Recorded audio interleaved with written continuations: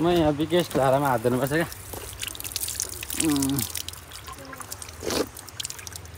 खाने पनि हो नि त।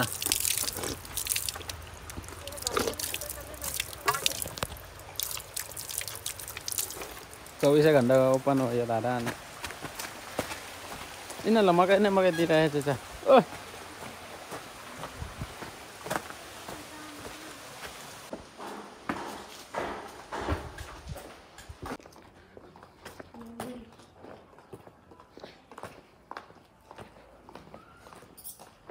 भोजन चढाउने समय भनेछ त।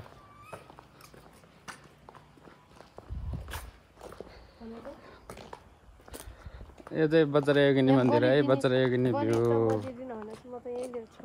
वज्रयोगिनी मन्दिर।